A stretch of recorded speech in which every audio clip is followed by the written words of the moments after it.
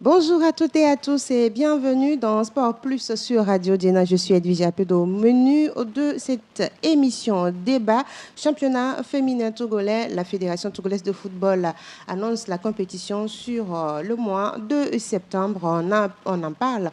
Pour quels résultats et quels objectifs? On pose les questions à nos invités. Beach volley, le Togo est en difficulté. On revient également sur cette compétition.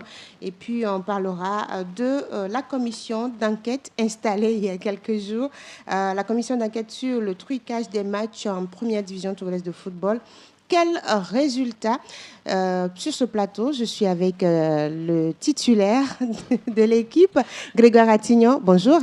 Bonjour Edwige, bonjour à tous ceux qui sont branchés sur Radio Diena. Vous allez bien? Oui, je rends grâce. Grégoire de Sport FM Lomé. Fifi Assogbavi, directrice de publication de togofoot.tg. Fifi, bonjour. Bonjour Edwige, bonjour chers confrères. Comment vous allez? J'espère que vous allez bien. On va bien. Je vais bien aussi. C'est toujours un plaisir d'être sur Diena Radio. Elle a été repêchée, c'est ça? Parce qu'on l'a pas Oui, vue. ça fait un moment. Hein. Ça fait un moment. Ça fait un moment. Ça arrive des fois. Hein. On recule des fois pour mieux sauter. Ce matin, c'est bizarre. Je ne savais pas que vous étiez spécialiste du saut. Hein. Le saut, le triple saut. Bon, c'est le saut ou le triple saut? Le saut en longueur ou... Ouais, c'est ce que vous voulez. Ah ouais, mais elle sera bien sur le saut en longueur. Voilà. Alors, on va rester avec elle. Elle a reçu, Fifi Assogbavi, chers auditeurs, elle a reçu un trophée lors de la première nue des femmes des médias organisée par l'association professionnelle des femmes professionnelles des médias du Togo, AFPM. C'est le trophée Parcours et Leadership. Comment vous avez, on va dire, vous vous sentez aujourd'hui après ce trophée? Comme je l'ai dit la dernière fois lors de cette soirée-là, c'est une fierté, c'est une joie immense parce que c'est un trophée qui récompense quand même un parcours. Nous sommes toujours dans ce parcours-là, nous sommes là, nous allons continuer par travailler, mais quand à un moment donné, on reconnaît quand même le travail que vous faites sur le terrain et qu'on on vous place comme leader dans un domaine, on ne peut qu'en être fier du parcours, mais aussi se dire que c'est de la responsabilité aussi, qu'on vous confie encore, c'est une responsabilité de pouvoir maintenir le cap, de pouvoir faire mieux que ce qu'on a fait jusqu'à maintenant et de pouvoir aussi impacter la jeune génération qui vient pour que les autres puissent se ressourcer dans ce que vous avez fait pour également avancer. Vous savez, togofoot.tg est né depuis 2013 et ça fait pratiquement 13 ans maintenant. Le chemin a été long et ça n'a pas été facile de se maintenir dans le on va dire dans le paysage médiatique. Voilà, dans le paysage, c'est le mot même que je cherchais, dans le paysage médiatique togolais et surtout du sport togolais.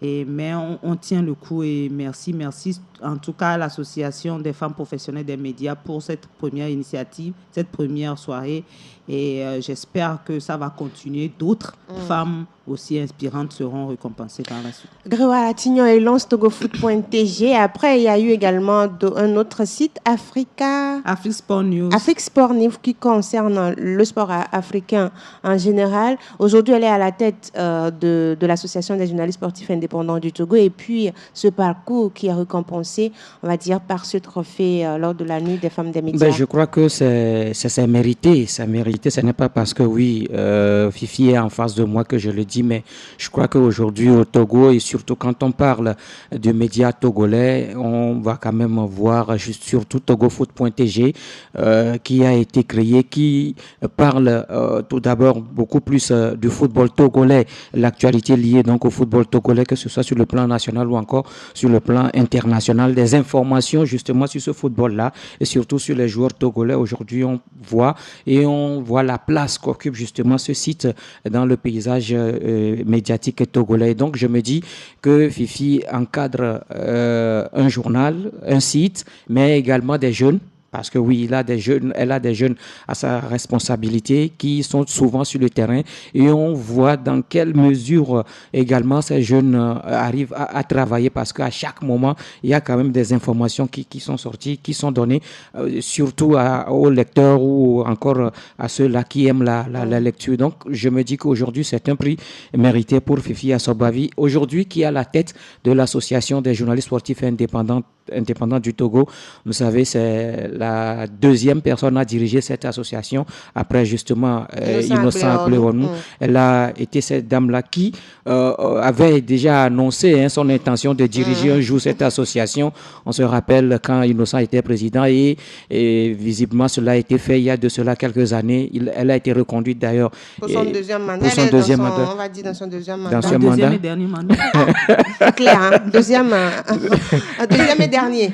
C'est un peu comme Innocent. Innocent a dit je ne ferai pas plus de 2 mandats à la tête donc, de l'association. Et donc aujourd'hui, on voit un tout petit peu ce qu'elle est en train de faire justement avec cette association-là, à travers justement les formations. C'est sur quoi d'ailleurs elle a mis son mandat, sa première mandature, c'était sur ça. Elle continue donc dans ce sens. Je crois que c'est une très bonne chose.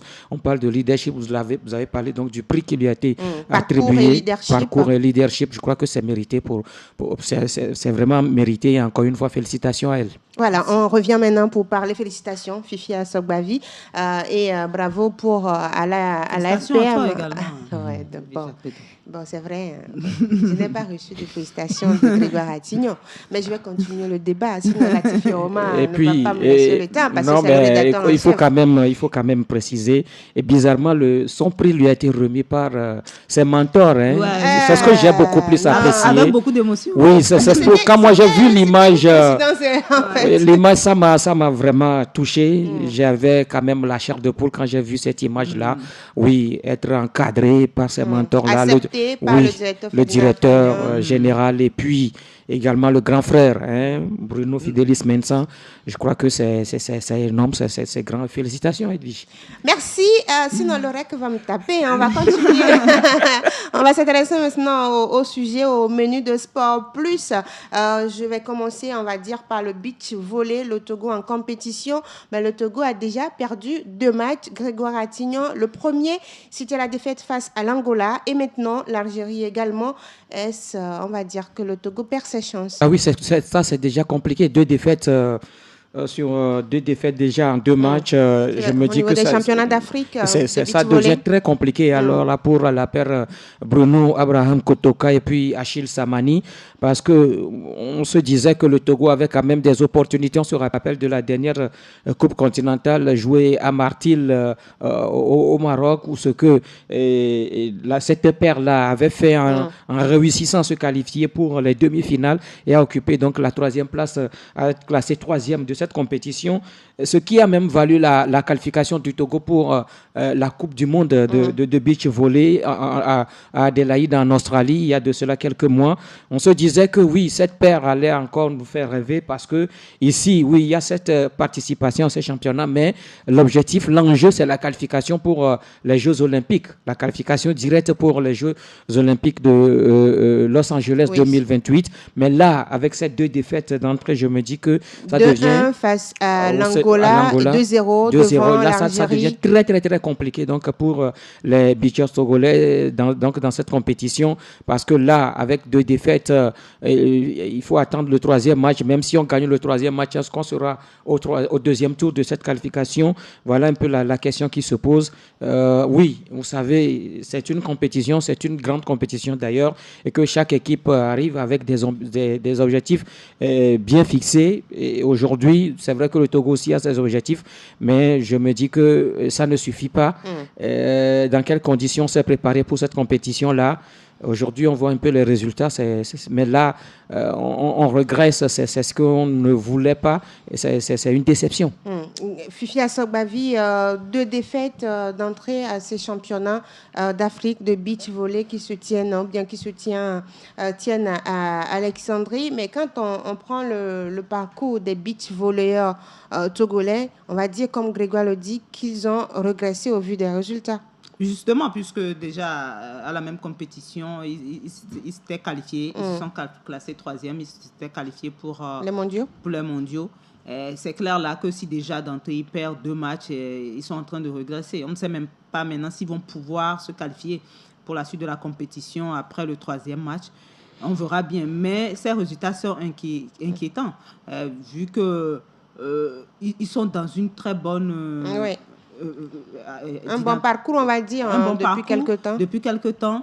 Et ça fait peur. Ça montre clairement que nous n'avons pas bien préparé cette compétition. Parce qu'on peut faire un faux pas sur un match, mais perdre quand même 2 matchs comme ça. Quand on a été demi-finaliste il y a quelques années, on se dit clairement qu'il y a un problème. Et que les autres sont en train de travailler. On a l'habitude de le dire dans cette émission, qu'il ne faut pas dormir sur ses acquis. Parce que les autres travaillent, les autres veulent prendre votre place et automatiquement, quand vous ne progressez pas, vous allez régresser. Surtout en sport, vous allez forcément régresser et les autres vont prendre votre place. C'est ce que nous sommes en train de voir sur cette compétition. Maintenant, on espère qu'il y aura un sursaut d'orgueil pour ce 3e match-là. Peut-être ce match-là, si un sursaut d'orgueil, ils arrivent à se qualifier, ça pourrait les rebooster pour la suite de la compétition. Mais les voir sortir dès le premier tour comme ça, ce serait quand même regrettable pour le beach volley togolais. Et est-ce que, Grégoire, qu'est-ce qui a manqué, on va dire, sur ces 2 matchs? Est-ce qu'on va parler de physique, de manque de préparation ou est-ce qu'on va parler Non, mais je crois que tout simplement, c'est parce que les autres équipes aussi travaillent. Il y a le niveau qui devient de plus en plus élevé. Oui. Et quand on dit que chaque équipe travaille, parce qu'on sait qu'en venant à cette compétition, il y a quand même des enjeux qui sont là. Maintenant, il faut chercher à savoir dans quelles conditions cette équipe-là, cette paire-là s'est préparée pour cette compétition-là. Quand on sait que, oui, ici, le sport togolais a des difficultés, même pour participer à des compétitions, pour mener des stages, parce qu'on va à ce championnat, il faut chercher à savoir quel type de préparation cette équipe a eu, parce qu'il y a quand même des équipes d'à côté comme au Bénin ou encore au Ghana. On pouvait quand même aller faire des matchs amicaux. C'est dans la dernière semaine avant le déplacement sur Alexandrie que l'équipe a eu à faire un match international amical face au Bénin. C'était jeudi dernier. Ce n'est pas suffisant. Est-ce que le Bénin représente véritablement un bon adversaire, le sparring partner qu'on voulait justement pour cette compétition? Je l'ai dit, c'est un haut niveau ici et que chaque équipe s'est bien préparée pour venir. Écoutez, nous avons parlé de l'Angola, qui n'est pas une petite équipe en matière de discipline sportive pratiquée avec la main. Quand on parle du hand, quand on parle du volley, du basket, du volley, on voit l'Angola, l'Algérie, n'en parlons pas. Surtout par rapport au sport de plage, par rapport à l'Algérie, justement, la Tunisie, l'Algérie, l'Égypte, le Maroc. Ce sont des équipes qui sont beaucoup plus huppées dans cette discipline-là. Et donc, nous, ici, oui, on a la plage. La question, est-ce que l'infrastructure, elle est là? Oui, elle est là. On a la plage, mais les préparations, le temps nécessaire pour préparer cette compétition, est-ce que véritablement on a eu ce temps nécessaire? N'oubliez pas que c'est des joueurs qui également appartiennent à des clubs et qui jouent également au volleyball à 6. On ne parle pas de volleyball de beach volley, mais volleyball à 6 parce qu'il y a quand même le championnat qui a été organisé tout récemment, qui a pris fin même le dimanche dernier. Donc, je me dis que peut-être il y a un manque de préparation, peut-être qui explique ces résultats-là. Et puis, est-ce qu'on s'est vu trop beau quand on s'est qualifié pour le mondial parce que ce n'était pas donné à n'importe qui? Peut-être la suffisance. Voilà, et aujourd'hui, je me dis qu'on est un peu rattrapé.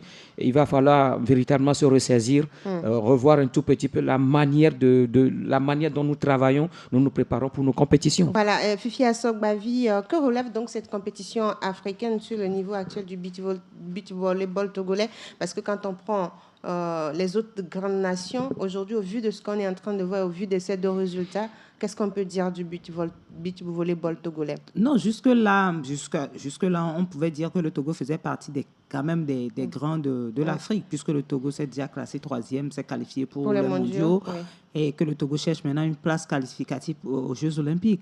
Mais sur cette compétition, sur ce qui se passe jusque-là, ils ne sont pas encore officiellement éliminés. On ne sait pas ce qui va se passer. Mais sur ces 2 premiers matchs-là, on peut se dire que je vais reprendre ce que mon confrère vient de dire c'est comme si nous sommes en train de régresser. Ouais. C'est comme s'il y a une régression. Est-ce que ça a été de la suffisance parce qu'on se voyait déjà trop beau, on se disait, bon, de toutes les façons, ça allait passer, ou bien c'est réellement parce qu'on ne s'est pas bien préparé. On peut, sur ce point-là, se dire oui, puisque on ne s'est pas bien préparé. On n'a joué qu'un seul Parce que match. pour une compétition, il faut une bonne préparation Il faut une bonne- physique, technique et psychologique. Et on va dire. psychologique. Maintenant, ça pose encore le problème des moyens. Nous avons eu assez de moyens au niveau de la fédération. Est-ce que l'État prend en charge tout cela? Est-ce que l'État a aidé? Parce que c'est une équipe nationale. C'est une équipe nationale. Pourquoi on ne s'est pas vite préparé? Pourquoi on a attendu jusqu'à une semaine du départ pour jouer un match amical international? Ce sont des questions que nous devons nous poser si nous voulons placer le beach volley ou bien le volleyball en général sur le toit de l'Afrique. Togolais sur le toit de l'Afrique. Ce sont des questions que nous devons nous poser.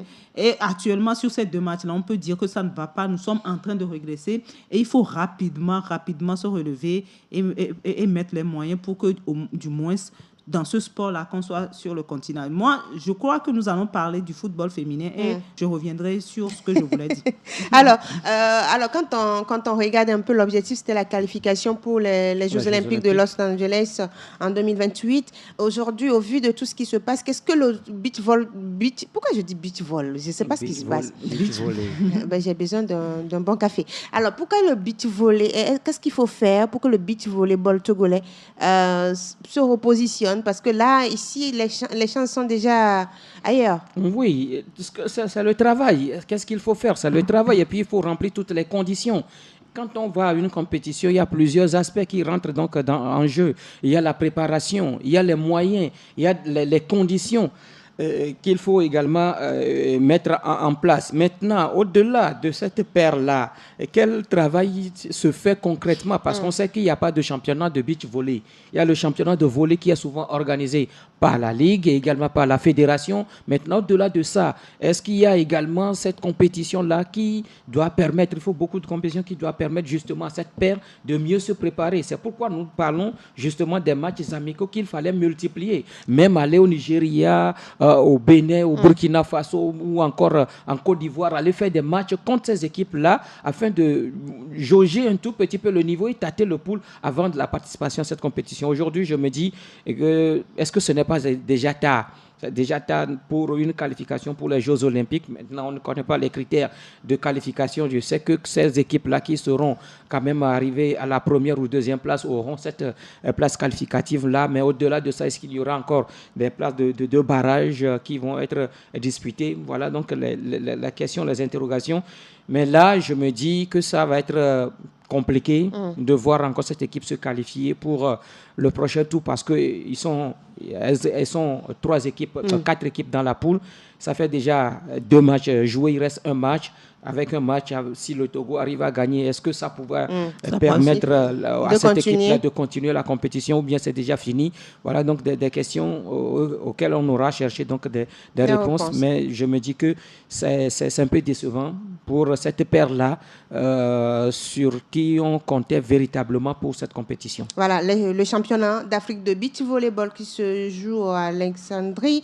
Il faut dire que seuls les vainqueurs de la compétition chez les dames comme chez les hommes auront une qualification directe pour les Jeux Olympiques de Los Angeles 2028. Donc, il y aura encore on va dire, peut-être des barrages ou d'autres compétitions. Le Togo peut peut-être chercher à se relever. Oui, à se relever ou à décrocher encore un ticket. Alors, on va revenir au Togo pour parler du championnat féminin togolais qui est annoncé pour septembre. Vous l'avez tant souhaité. Finalement, la fédération vous répond. C'est en septembre que le championnat féminin va se jouer. Fifi Assogbavi, est-ce que le championnat féminin qui est annoncé peut-il réellement aujourd'hui franchir un nouveau cap parlant de cette saison? Non, le championnat féminin doit franchir un nouveau cap. On va revenir avec les mêmes difficultés? Les mêmes difficultés, les mêmes configurations. Bon, ça me dérange un peu. On en parle beaucoup. Revenir encore jouer comme on jouait là, ou jouer seulement sur quelques semaines, et puis les filles sont à la maison plusieurs mois avant de retrouver encore les pelouses. ce que nous demandons, c'est que les filles jouent aussi comme les garçons jouent. Ne serait-ce comme la deuxième division joue. Si on ne peut pas organiser un championnat classique, c'est-à-dire tout le monde rencontre tout le monde en aller-retour, en poule, au moins qu'on le fasse en 2 poules, nord-sud, pour que après on organise des playoffs. C'est ce qui se fait, non, je pense. Oui, ça se faisait, mais c'était d'une manière où on voit en quelques journées, en quelques c'était semaines. Pas lent. Oui, ça ne permettait pas aux filles d'avoir la constance dans le jeu, d'être en forme. Et ça réjaillit sur nos compétitions internationales, nos éliminatoires, on l'a vu. Maintenant, si on dit en septembre, le championnat féminin va commencer, moi, je trouve que c'est une bonne nouvelle. Parce qu'en septembre, d'habitude, les championnats nationaux démarrent en septembre. La nouvelle saison. La nouvelle saison démarre, d'habitude, même en Europe, vous voyez, c'est en août. Maintenant, en septembre, c'est la saison 2025-2026 qui va démarrer pour les filles. Pour les filles, on sait qu'il y a eu un problème. Même maintenant, on peut oublier cela. On se dit, on démarre en septembre, mais on fait bien ce qu'on veut faire. Je ne sais pas si vous comprenez ce que je veux dire.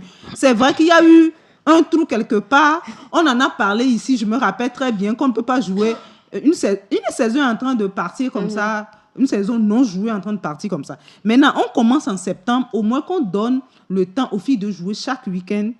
Et comme les garçons font, quoi. Chaque week-end, en aller-retour, un championnat classique bien structuré. Après, s'il doit y avoir des playoffs, qu'on ait des playoffs et qu'on arrive, après les filles ont peut-être 2 ou 3 mois de vacances, on recommence encore pour que ça soit bien structuré. Pour franchir un nouveau cap, c'est ce que vous dites. Pour moi, pour franchir un nouveau cap, ça va être comme ça. Vous allez voir qu'il y a de la compétitivité dans les jambes des filles. Et quand on aura des compétitions internationales, on n'aura pas à souffrir beaucoup avec ces filles. Il y a eu la Coupe d'Afrique des Nations féminine gagnée par le Cameroun de Samuel Eto'o. On l'a vu, hein. Aujourd'hui, les épaules de Samuel Eto'o, c'est un autre level.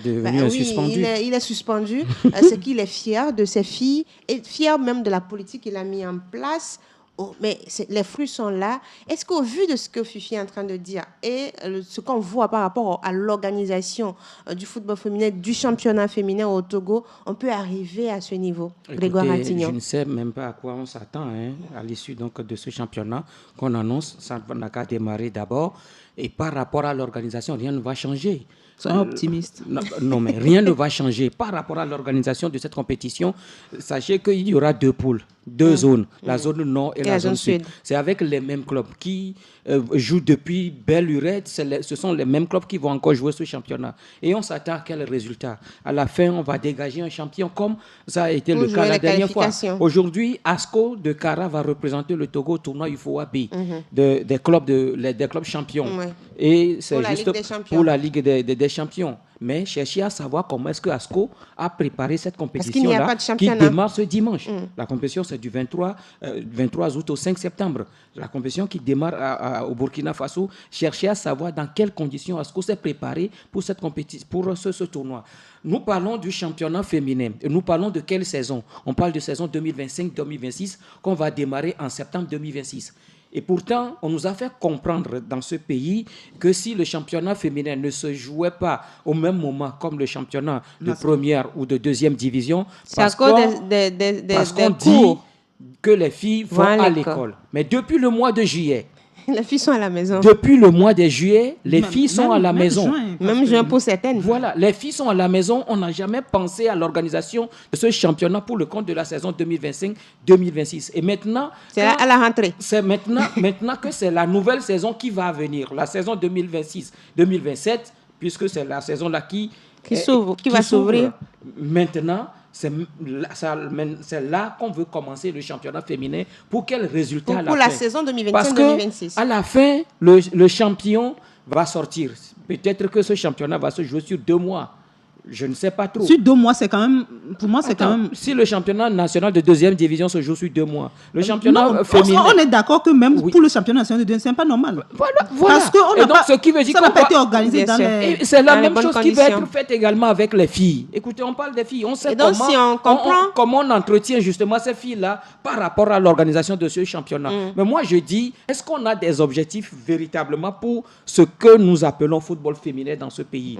Écoutez, c'est vrai qu'entre-temps, il y a eu cet accident-là de qualification du Togo pour la Coupe d'Afrique des Nations. Oui, ce n'était pas programmé. C'est un accident. Non, mais c'était un accident de parcours. Et oui, finalement, c'est un accident de parcours, c'est arrivé. On est allé à cette CAN, mais depuis qu'on est revenu de cette Coupe d'Afrique des Nations, c'est là où même le problème des filles... Comme on était avec les hommes à la Coupe du Monde. Donc quand vous allez à une phase finale, vous avez toujours des problèmes. On est allé à cette CAN, regardez la qualification, une qualification historique qu'on est parti arracher à Libreville. Le Togo n'a pas appris, hein, on va dire. Justement, les acquis, on a laissé les acquis. Au-delà de cette qualification, d'autres équipes ont appris. Écoutez, quand vous le Malawi a joué la finale. Le Malawi, c'est la première fois que le Malawi va à une phase finale de Coupe d'Afrique des Nations. Mais qui va jouer la finale? Le Malawi a fait tomber des équipes comme le Ghana. Le Nigeria, elles ont battu le Nigeria. Oui. Elle a fait tomber le Ghana, elle a fait tomber l'Algérie et elle est allée en finale. Finale que le Malawi a perdu 3-0. Ce qui veut dire qu'il y a un travail qui se fait. Vous prenez cette équipe malawite et quand vous avez... Elle va jouer la Coupe du Monde au Brésil. Bien sûr. Elle est qualifiée pour le mondial. Est-ce que nous ne pouvons pas faire la même chose? Tout simplement parce que autour de cette discipline, il y a une bonne organisation. On sait que oui, on ne peut pas réussir à tous les niveaux, mais il faut quand même mettre le paquet. Oui. Écoutez, même cette équipe camerounaise qui est arrivée à remporter cette Coupe d'Afrique des Nations. Le Cameroun a été repêché. Qui a éliminé le Nigeria. Oui, le Cameroun a été repêché pour cette phase finale. Justement. Parce que le Cameroun n'était pas directement qualifié. Oui. Le Cameroun a été repêché et a préparé sa compétition. Elle a éliminé le Nigeria en quart de finale. Elle a éliminé le Maroc en demi-finale et remporte le trophée. Donc, ce qui veut dire qu'il y a un travail qui se fait. Mais ici, aussitôt... On s'est dit que même penser à l'organisation de la compétition, du championnat, on ne le fait pas. Vous allez voir que ce sont des tournois sur des terrains périphériques qui ont été organisés pour les filles. Maintenant que la saison, c'est une nouvelle saison qui vient, on annonce maintenant ce championnat. Mais la question, pour quel résultat à la fin? Pour quel résultat à la fin? Et cette question m'amène à vous demander, Fifi Asogbavi, aujourd'hui, quand on regarde l'organisation autour du championnat féminin, si on prend le plan technique, le plan tactique et tout, quelles sont aujourd'hui les principales faiblesses du football féminin? Non, disons la vérité. C'est que il y a pas... On a l'impression qu'on n'a pas une ambition. En général, on n'a pas une ambition pour le football féminin. C'est ce qui se dégage parce qu'on a l'impression qu'on finit par organiser un championnat parce que dans le calendrier, on doit organiser un championnat féminin. Ouais. Donc, quand on y va, bon, si on n'organise pas, ce n'est pas bien, donc on organise. Et même par rapport, quand tu penses le plan technique, par rapport, est-ce qu'un travail se fait même par rapport aux formateurs de ces filles-là, par rapport aux entraîneurs des équipes féminines et des clubs féminins au Togo, est-ce qu'on structure tout ça là? Est-ce qu'on voit réellement que ces gens ont les capacités de diriger des filles? Vous savez, diriger les hommes, c'est différent. Diriger les jeunes, c'est différent. Diriger les filles, c'est différent. Ouais. Donc, est-ce que tout ça est mis en place? Les encadreurs ont tous les éléments nécessaires. Tous les éléments déjà pour travailler avec les filles. Quand on sait que plusieurs clubs là, qui jouent le championnat féminin sortent des académies, au niveau des académies même, le travail qui se fait, est-ce que tout ça... Et est-ce qu'il y a un suivi? Voilà. Tout part de là, jusqu'à ce qu'on arrive à organiser un bon championnat et à avoir un très bon football féminin. Vous voyez, même... Donc, tout ça est à revoir au niveau du Togo. Quand on le dit, ce n'est pas pour embêter, mais nous aussi, nous voulons que ça marche. Tout à l'heure, quand je disais que quand on va parler du football féminin, je vais revenir dessus, parce qu'on parlait de beach volley, je disais, on est arrivé au beach volley, c'était encore un champ un peu vierge, hein, et le Togo a fait sa place. Maintenant, nous sommes en train de reculer. Si nous ne savons pas, d'ici 10 ans, le Togo ne sera plus même parmi les meilleurs si nous ne nous réveillons pas. C'est la même chose avec le football féminin. À un moment donné, c'était un champ vierge. Et on pouvait avoir notre place, surtout quand on était à la CAN féminine, là.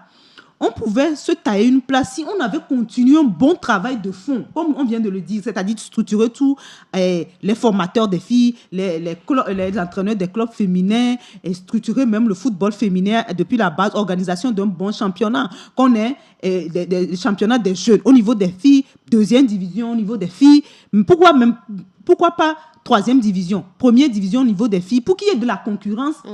Je vous dis qu'on serait encore parmi les meilleurs. On a joué contre le Cameroun à la CAN. Bien sûr. On a fait match nul contre le Cameroun à la CAN. Le Cameroun est vainqueur de la CAN actuellement. Le Cameroun est vainqueur de la CAN actuellement. Le Cameroun a raté des CAN. Bien sûr. Et a été même repêché pour cette CAN-là. Oui. Et la dernière fois, quand je regardais la finale de la CAN féminine, je me dis, mais le niveau de cette CAN a augmenté. Oui, a changé. Et la CAN, moi, c'était à la CAN en 2022, j'ai vu le niveau du Cameroun. Mais quand vous voyez cette finale-là, techniquement, même tactiquement, parce qu'on tout a changé. On disait les filles tactiquement ne se positionnaient pas bien sur le terrain, ne savaient pas comment. Tout a changé. Même tactiquement, la dernière fois, c'était apprécié. Et je me dis, mais nous sommes tellement en retard que on ne peut même pas rivaliser le Malawi. On ne peut même pas rivaliser avec le Malawi. On ne rivalise pas avec le Burkina Faso. Encore le Bénin, on va rivaliser avec le Malawi. Même le Bénin. Regarde ce que les équipes béninoises ont fait. Sont à la Coupe du Monde des moins de 20 ans. Des moins de 20 ans. Aujourd'hui, on nous donne le Bénin en éliminatoire. Nous avons des problèmes. Donc, chers responsables de notre football, faites quelque chose pour ce football féminin-là. Relevons-nous et travaillons véritablement pour que nous relevons. Ce n'est pas les qualités ne manquent pas. Quand vous voyez les filles, sur les matchs de quartier, sur les tournois, vous dites si un travail de fond se fait, nous sommes sûrs que nous sommes capables de produire de talent pour l'extérieur et pour l'équipe nationale. Alors, Grégoire Fifi a parlé de nous relever, que les autorités se relèvent et fassent quelque chose pour le football féminin. Qu'est-ce qu'il faut prioriser d'abord quand on veut faire quelque chose? Est-ce qu'on va parler de l'encadrement?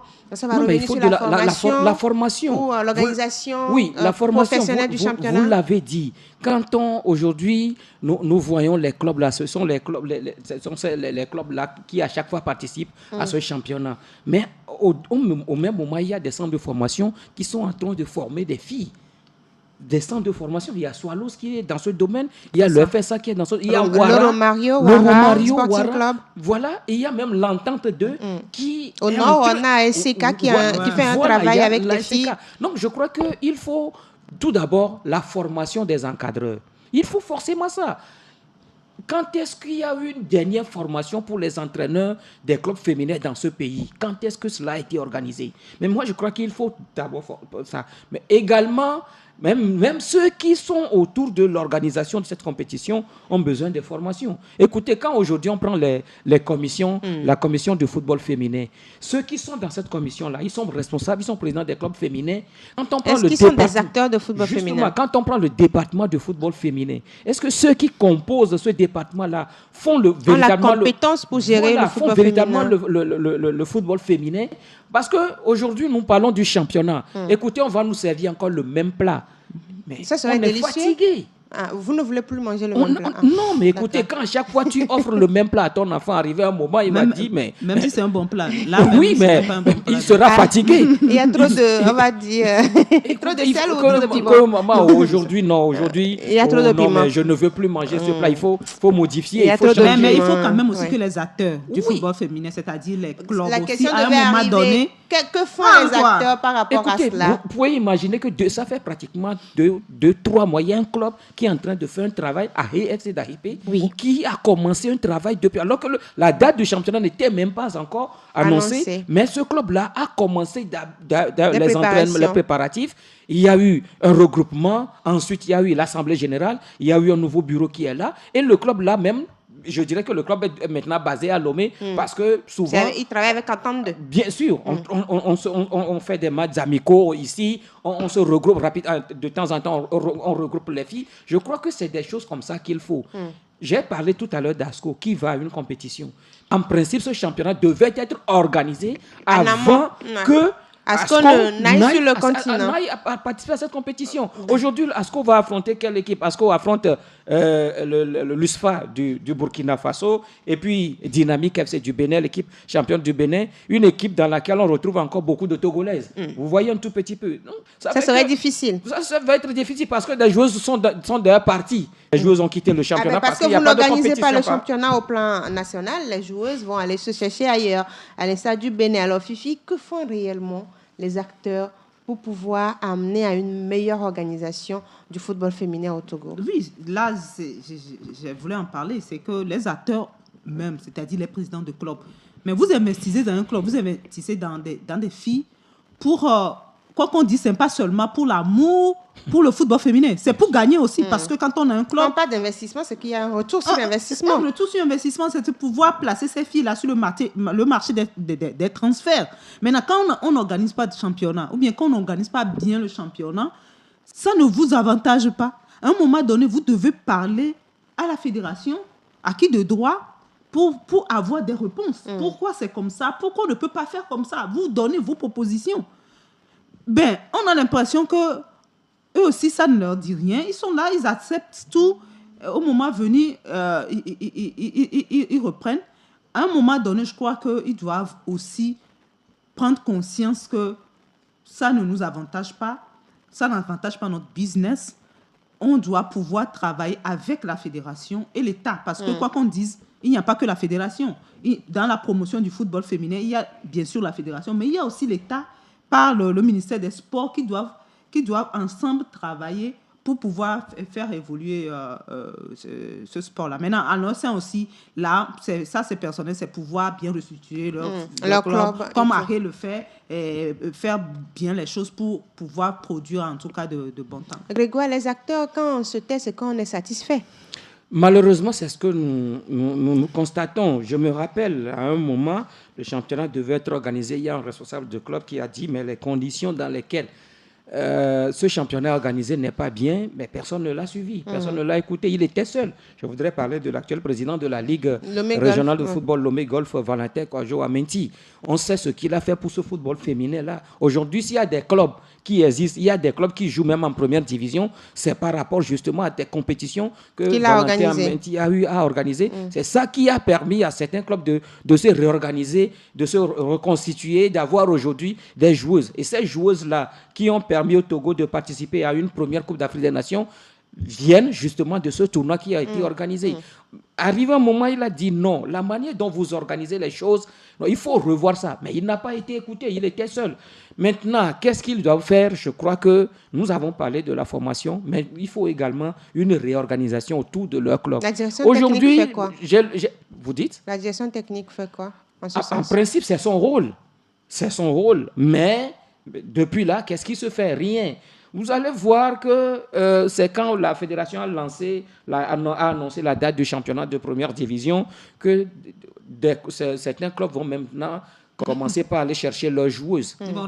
Parce que oui, il y a des au Bénin, voilà, ces joueuses-là qui viennent du Ghana jouer, qui viennent du Nigeria jouer, c'est maintenant on va commencer par les appeler. On a annoncé la date du championnat, on doit commencer. Et vous voulez avoir le résultat. On ne peut pas avoir du résultat. Malheureusement. Si c'est de cette manière qu'on organise le championnat, on ne peut pas avoir du résultat. Non, il faut juste cocher les cases du championnat féminin organisé.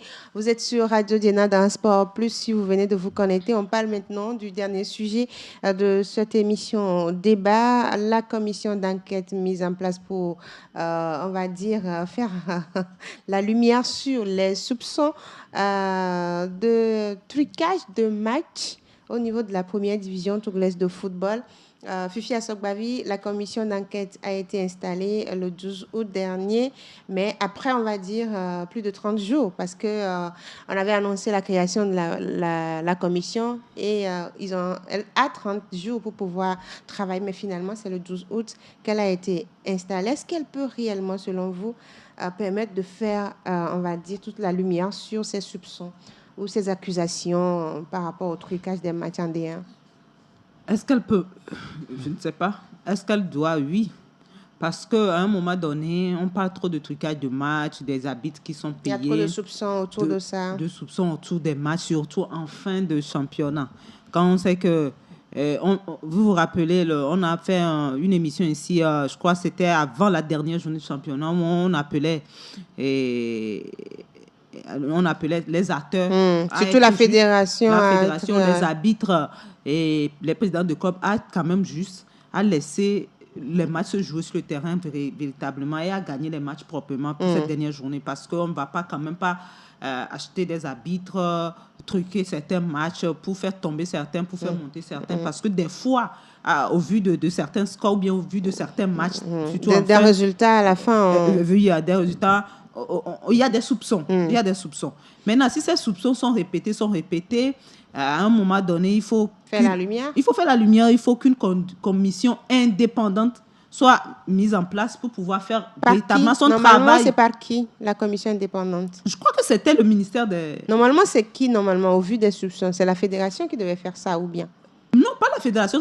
Moi, je me dis, si la fédération se met en place une commission, les gens peuvent encore interpréter que c'est la fédération va mettre les personnes qui ne pourront pas bien travailler. Et donc, le ministère va mettre moi, je me dis, ça doit être... Les membres de la commission actuelle... Moi, je me dis, non, ça doit être un travail qui doit se faire entre le ministère et la fédération. Puisque, quoi qu'on dise, le ministère chapeaute un peu la fédération, bien l'État... C'est une délégation de pouvoir. Une délégation de pouvoir. L'État, on vous dirait peut-être l'État délègue le pouvoir à la fédération. Donc, l'État avec la fédération doivent travailler ensemble. Maintenant, est-ce que ça a été fait dans ce sens? Je ne saurais le dire. Tout compte fait, la commission a été mise en place aujourd'hui. On doit donner du crédit. On attend les résultats de ce travail pour savoir réellement. Parce que s'il y a eu des soupçons, s'il y a eu des matchs truqués, on doit pouvoir nous dire, oui, ces matchs ont été truqués. Voici ceux qui ont truqué ces matchs-là. Et avec les preuves à l'appui. Avec les preuves à l'appui. Si même ces gens-là sont au niveau de la fédération, on doit pouvoir savoir. Si c'est au ministère, au niveau du ministère, on doit pouvoir savoir que celui-ci a truqué une fois un match et doit être sanctionné. Maintenant, si à la fin, les résultats nous disent que non, bon... Après, on n'a pas eu trop de preuves, mais on se dit que peut-être ici... c'est encore dans... Là, on n'aurait rien fait du tout. Quoi. Grégoire Attignon, est-ce que la commission d'enquête présidée par M. Ouala peut réellement sortir des résultats positifs? Je ne saurais le dire.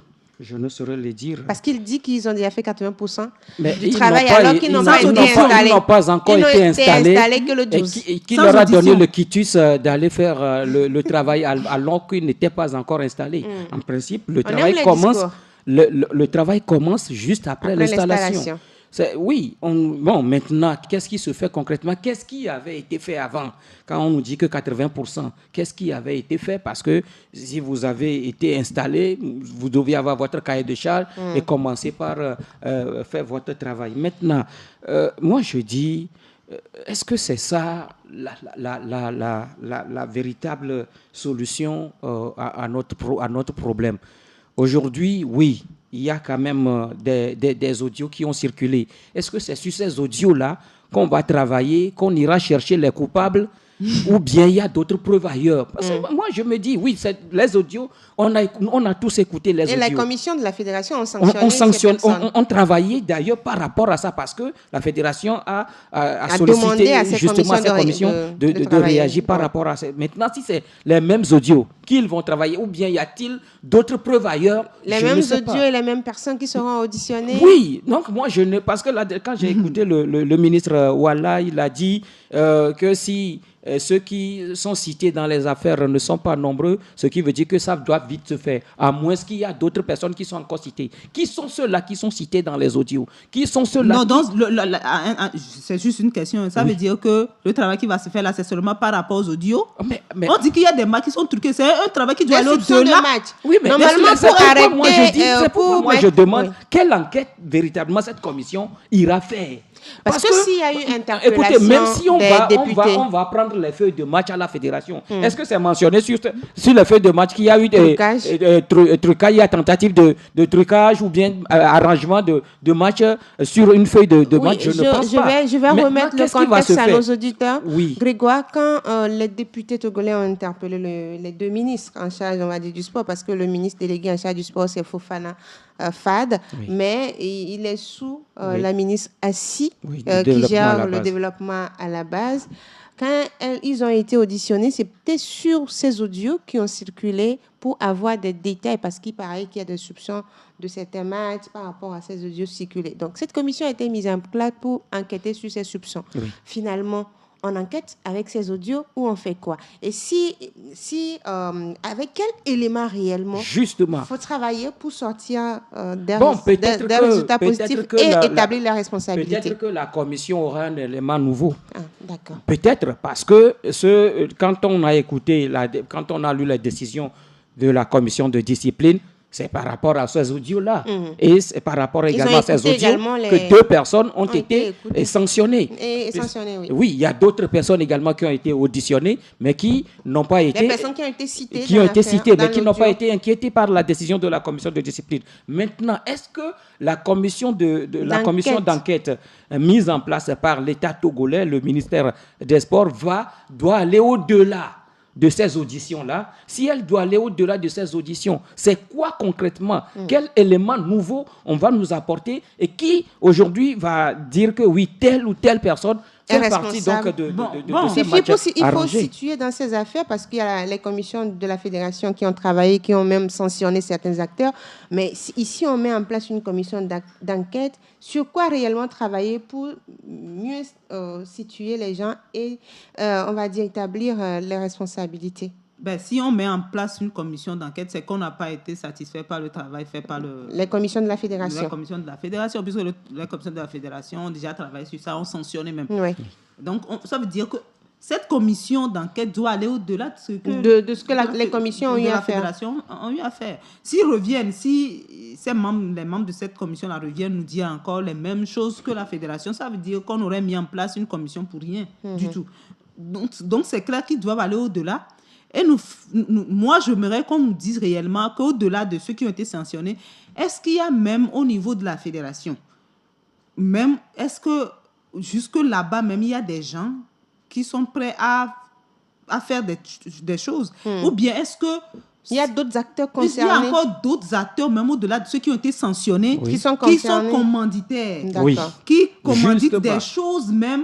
Et qui passe peut-être que ces deux acteurs, non mais écoutez, les acteurs qui ont été sanctionnés là, il faut aller plus loin. Il faut aller plus loin pour nous savons que cette histoire a commencé quelque part. Justement. Si aujourd'hui Théophile Bola, le coach de l'Esbina, s'il s'est permis d'enregistrer l'appel de quelqu'un, je crois qu'il ne l'a pas fait aussi gratuitement. Bien sûr. Il a ce aussi qui veut dire que ça a été préparé quelque part. Donc, il faut également chercher celui qui a commandité l'enregistrement de l'audio. C'est que les commanditaires, même si les commanditaires sont trouvés et que ça vient encore même de très loin. Alors, d'accord. Il faut que tout ça, on remonte à tout cela pour qu'on sache que le travail a été bien fait. Et clair pour tout le monde. Alors, si des cas de manipulation de match sont confirmés, après tout ce que vous venez de dire, quelles pourraient être selon vous les conséquences pour les clubs, les dirigeants concernés et les joueurs? Non, il faut si réellement c'est confirmé, c'est vrai qu'il y a eu des preuves à l'appui, des commanditaires haut placés, mais il faut carrément les démettre de leurs fonctions. Parce que truquer des matchs... Qui va les démettre de leurs fonctions? Non, moi, je ne sais pas ça. Ça va dépendre de qui est sanctionné. Non, mais c'est là où même le problème se pose. Terminer, s'il vous plaît. Mes amis, supposons qu'un président de club... Vous allez le démettre du club? Mais il doit être sanctionné par la fédération. Oui, la fédération est capable de sanctionner. Mais ce n'est pas la fédération qui a mis en place la commission d'enquête. Même si ce n'est pas la fédération qui a mis en place la commission, la fédération, si les résultats disent, par exemple, qu'un président de club a commandité le trucage d'un match, ce président de club doit être forcément sanctionné. Maintenant, s'il y a même des fonctionnaires de la fédération qui sont impliqués,